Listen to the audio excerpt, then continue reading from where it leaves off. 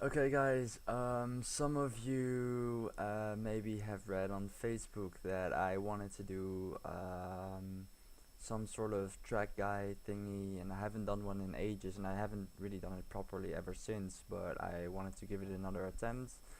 I had some time today, but stupidly enough, I forgot to record it. That's why I'm going to do a second attempt now. I wanted to do a track guide about TMM one more round. It's one of the maps that was played in TMM last week. To be honest, my match didn't go very well, and I want this guide to be more about consistency than setting a really good time, because I haven't done so. I think the world record of Massa is really good. I couldn't have beaten it maybe with some super no life, but other than that, no. But I do think I have a good view on what is on what to do consistent wise. So how to prepare for a match and how to do so. Um, yeah. So let me just. I'm going to do everything in slow motion. I will use the pause button if I want to explain a lot of things. Some turns are I have to explain a bit more in detail. I think I will use the super slow mo button for yeah, if I can explain it a bit quicker, I guess. And this is just normal paced. So let's get this run started. First of all, I don't know how this is going to end up. Hopefully it will end up well. In all honesty, the start here is all about precision. Just try to hit your apexes, of course. It's nothing special. Here I did that decent, I guess, and here I believe I got a bug or a mistake, how some other people will call it. So yeah, here you see the skid marks. Okay, then we go to the first real part that is important. Here you would not like to hit that apex. Why? Simply because you need speed in the next turns. Maintaining your speed on this map is quite crucial, and especially in the part until like 35 seconds of the map, because the last two important turns are more about how your feeling is with the game, I believe, or that's my feeling about this track. Anyway, this part is easy to learn, I believe. Well, it's not easy, but you don't hit the apex here because you want to maintain that speed, so you go a little bit wider. uh, you don't have to go super wide, of course, but about this is fine, and you start your drift around here. So actually a bit after the first apex. You can also go a little bit wider, then you have more speed. It's more risky, but you can get a better time out of it. Don't go too much to the inner side, because if you will do so, you will have to drift longer, because otherwise you would crash in the next turn, which you can see already. So just do it like I have done in this replay, and try to hit the apex in the next part like I have done here. Um, yeah, so this part is about maintaining your speed. uh, I have done so pretty decently, I guess.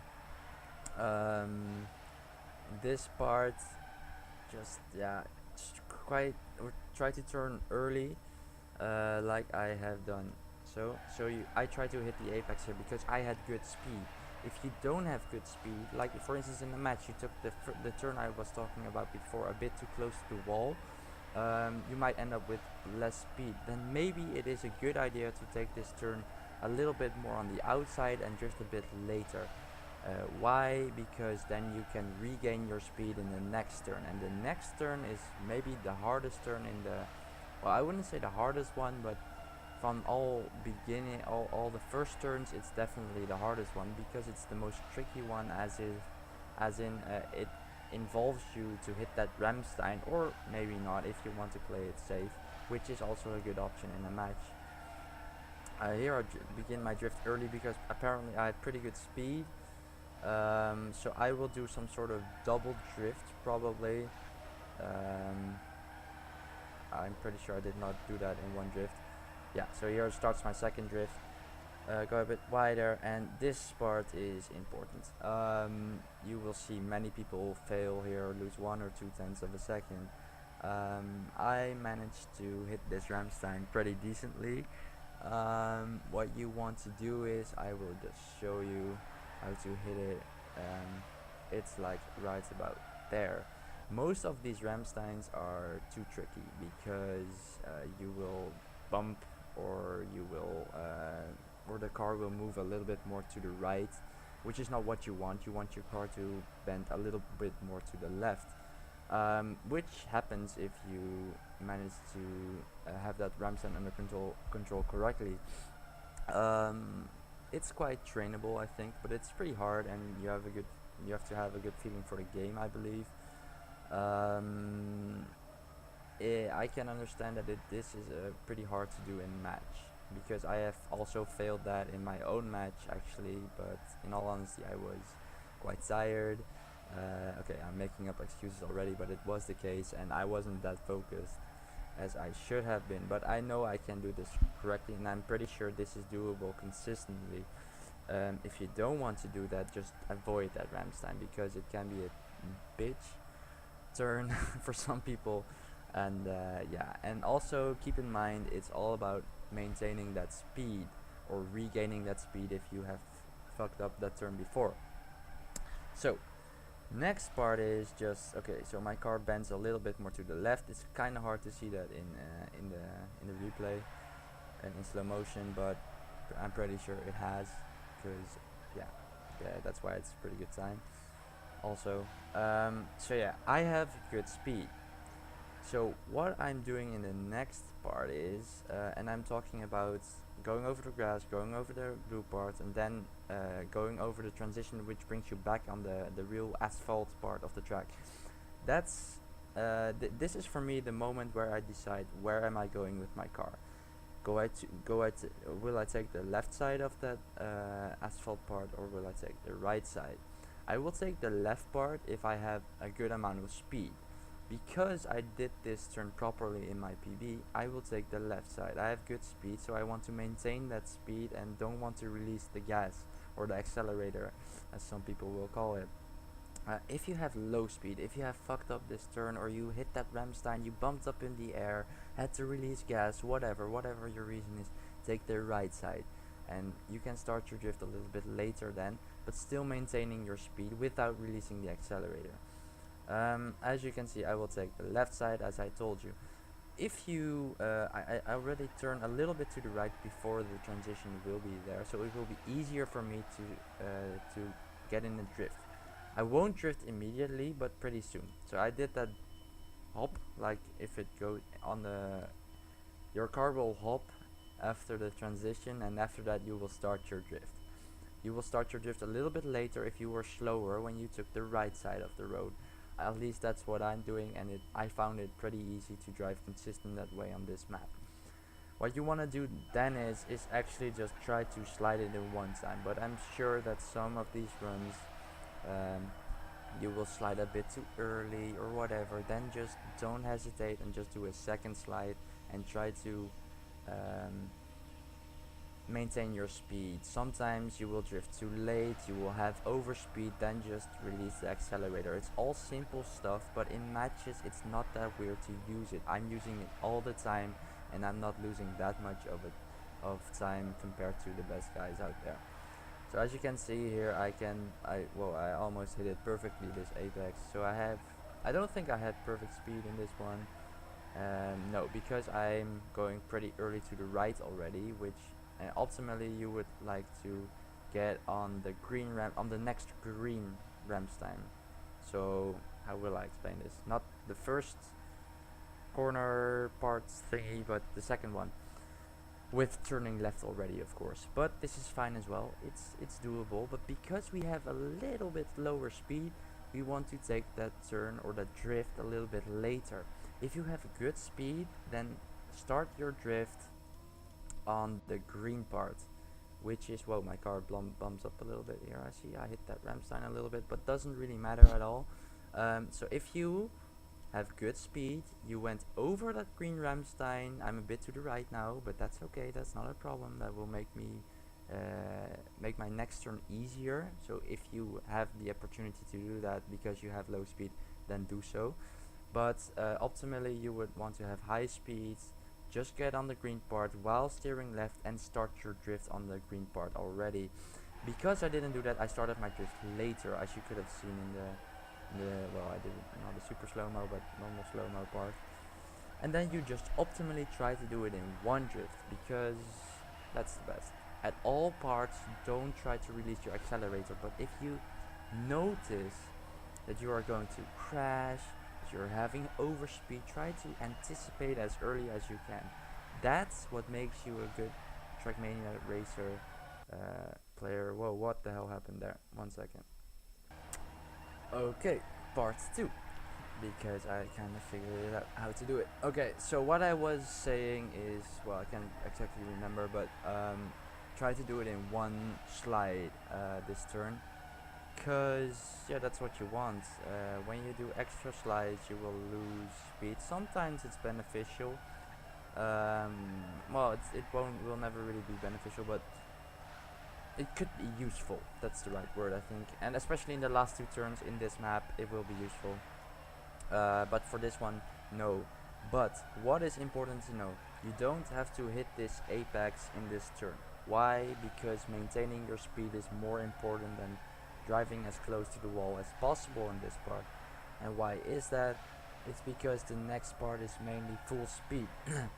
Also, the next turn is kind of a hop downwards, and you can like have more speed than you think you can have, if that makes any sense, that sentence. When you play this map for the first time, you're like, oh fuck, I'm almost going to crash. Well, I'll just release the accelerator, or at least that's how I'm thinking. Maybe people are like, oh yeah, let's just go full speed, whatever. But that's not how I think. Anyway, if you think like me, you can go faster than you think. That's important to know. I'm sure many people will have experienced that as well. If you're going too fast, just release the accelerator as quickly as possible. That way you will lose the least amount of time. But yeah, I'll just show you how I've done this. So what I meant with that hop downwards, it was here. You can just go pretty wide and still maintain a lot of speed. So speed is more important in this part. Please remember that. It's not about hitting that fucking apex. So yeah, you go to the next part, and this will be the part where you will decide where to drift. Have you made a mistake in the last turn, like lost some speed, released gas, got a bump, I don't know, whatever, got nervous or anything, made a crucial word mistake, then you want to drift a little bit later. But if you haven't made a mistake, then just wait for the 2 poles to come. When the 2 poles are here, it sounds really weird and awkward, I know that, but that's a good thingy to have in your head. Okay, good speed, 2 poles, I'll drift.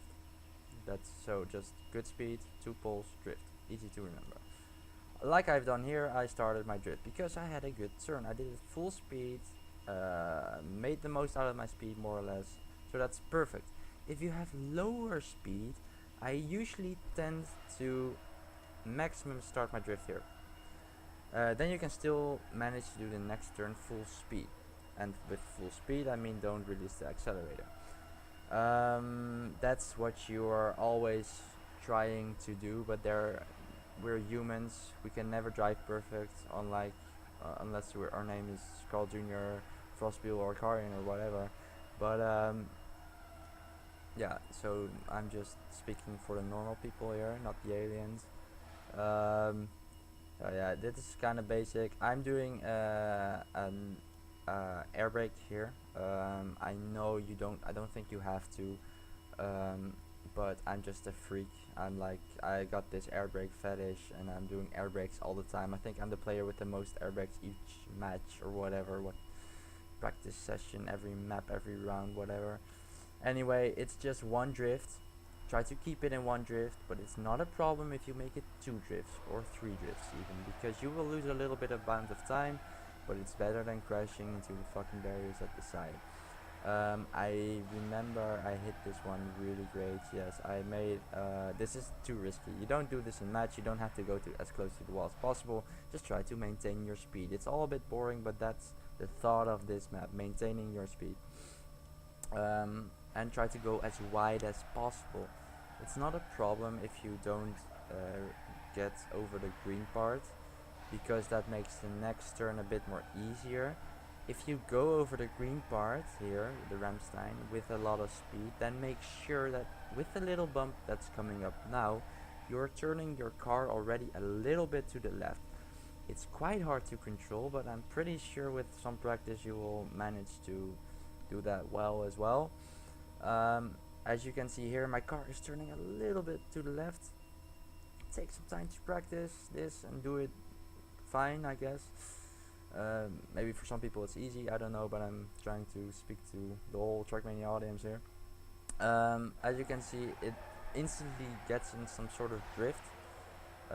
If I see I almost crash, I try to anticipate on that and just move my car a little bit to the right, I guess, to not try to hit it. Well, that's obvious, but yeah, that comes with feeling, more experience, more practice, and so on. The next, but what we all want to do is in this part is try to go to the left as early as we can, because then we got a better exit for the next turn. And the next turn we're also again trying to maintain our speed. If you had done this previous turn with lower speed, so you didn't do it that well, made a small mistake or whatever, was too cautious, and you can just jump in a straight line, but also try to go to the left side as early as possible. But then you will notice some problems here probably, because if you have lower speed here, after this jump you will most probably will have to do a double drift. It's a tiny double drift, but it will make sure that you won't crash. Again, do an air brake here as soon as you can.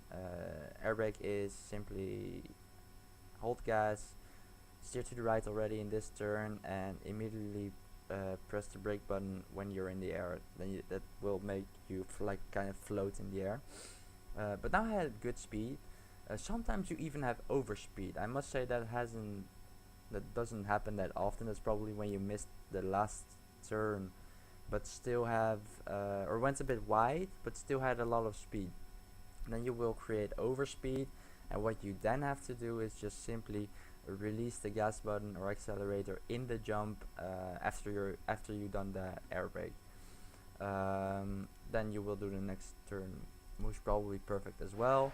Let me see how we did this. Well, that was relatively close to the wall, so I didn't nail it, but it wasn't bad. I maintained my speed. That's the most important thing, like I said. Why is that the most important thing? Because the next part is also a few seconds of just going forward, no drifting, whatever. So I had good speed. Now what do I have to do here? This is a little transition, but I'll also just go as close to the wall as possible, but that's logical in this turn, I believe. But then we get this little transition over here. What do I do then? I had good speed now, so the next turn is not about maintaining your speed. Of course it's about maintaining your speed. I'm not saying that correctly, but it's more important than to stick to the wall. Not necessarily to the wall, but you have to try to get the middle line or the middle part of the track to get a decent drift out of it, and still have the most speed possible, if that makes any sense. I hope it's clear for everyone. But yeah, if I have good speed on this transition, I just tend to steer completely to the left. What will happen then? My car will get in some sort of little slide. You will see the skid marks. You will lose a little bit of time, but that's okay, because I'm going more to the left, and I'm going to more to the part of the track where I want to be. But what if I fucked up my last turn? Maybe you released gas too much, did a double drift, lost some speed, I don't know. Then what you want to do is just wiggle a little bit with your controller. Maybe I can show you that. I don't know if it's on camera or not, but then you're steering to the left. I think the camera is fine. And then you will go to the middle again, and then go to the left again. You go to the middle when the transition is taking place, so that will be a few milliseconds of your time. So won't be that exhausting. Anyway, that will make you go in a straight line, lose less speed, but because you had less speed, you can still get that, that part of the track correctly, and regain some time on the guys who did do that last turn correctly. So here you see the skid marks because I steered fully to the left, tried to corrigate, anticipate that. I don't know what the exactly English word for that is.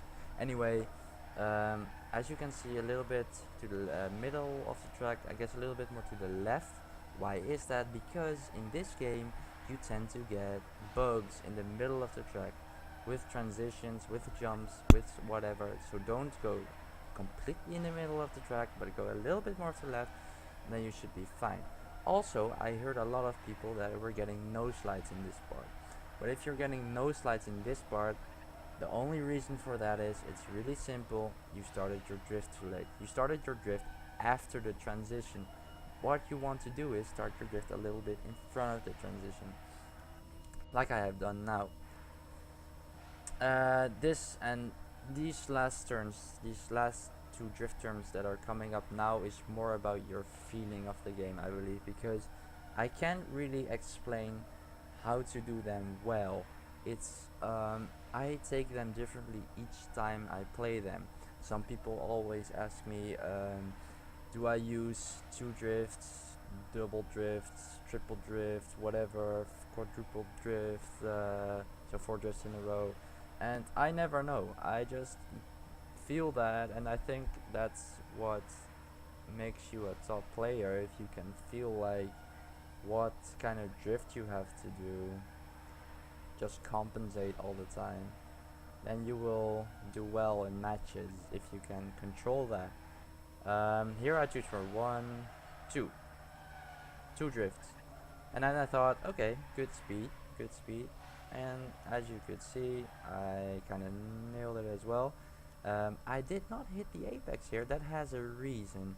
I noticed that going a little bit more of the left, I can steer earlier to the right, which gives me a better position for the final turn, where you can gain more time than you could here by hitting that apex.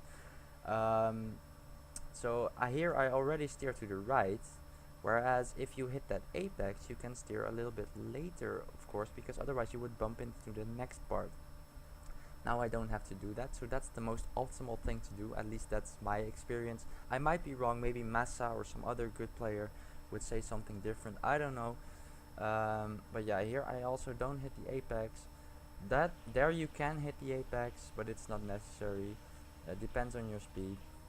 And yeah, this is all about also inner line, trying to go as close to the inside line as possible, and it will involve 1 or 2 drifts mostly, sometimes 3, but the most optimal one would be 1, but that's hard to control.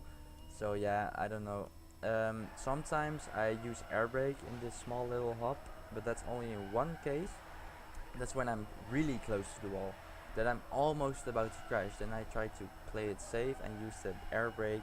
I don't know, it makes me feel comfortable. I don't say you have to do it, but it works for me.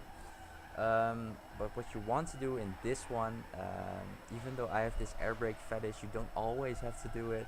In this turn it's better to not do it. It's better to let your car bounce so you can start your drift later, which will give you a better position for in the final turn, to regain some speed. I think here I did two drifts, but as you can see, I'm going over this part. That's not what you want to do in matches. This is really lucky, so you could say my PB is kind of lucky, I guess. Don't do this in matches, just avoid that part, because I have had a few times that my car just bumped up and you will lose 3, 4, 5 tenths of a second, and you'll see all your competitors beat you. That's quite annoying, I guess. I mean, I wouldn't like that. Anyway, I got lucky in this one. Try to get as much speed out of this final turn as possible. Get as close to the TM Masters board as possible. Don't crash here. I've had that a few times as well, and it's really frustrating if you're on a good time. Anyway, that's a lap on TMM. One more round. That's my track guide, I would say, about how to play this track consistently. My PB is not the world record, but it's, well, the world record is really good on this one. I recommend you to watch that. But for matches, I think this is a pretty decent time, and I'm pretty sure you can do this time consistently over and over with a lot of practice. And I will show you the final run, I guess, now, if it won't lag too much. I've tried to film this in 1080p, and my I mean computer tends to lag then, but you never know, we can have a shot on that one. So yeah, this is my PB on one more round in cam 2. Okay, I see it lags already. I hope this will come out decently in the video. Otherwise, I could maybe upload this replay on some website and put the link below if you'd like that. And now my alarm goes off because I tend to have power naps. Anyway, yeah, it really lags a bit. I'll just put a link or something. Maybe I can upload it to TMX if I can find my passwords. But yeah, I hope you enjoyed this track guide. I hope I can help you with it. I think it's fun to do. Now I finally got that replay button thingy, or the slow motion button, I mean, sort of under control, I guess. And yeah, thank you for watching if you stuck till the end of the video, and I really honestly hope it helped you a little bit at least. And see you until the next track guide, I guess. See ya, guys.